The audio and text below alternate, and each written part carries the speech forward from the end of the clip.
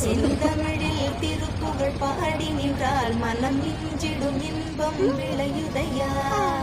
சிறகிரி வேலவனை காண்கையிலே விழிவோரம் கண்ணீர் பெருகிடுமே. கந்த சஷ்டி கவச்சம் போதுவோக்கு கந்தன் கருணை என்றும் துணை வருமே.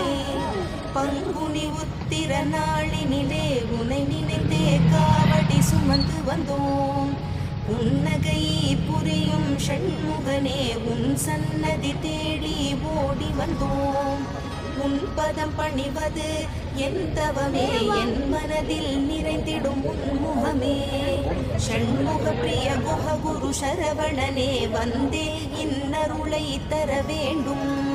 தென்பழனி மலையில் ஆண்டி முகம் சென்னிமலை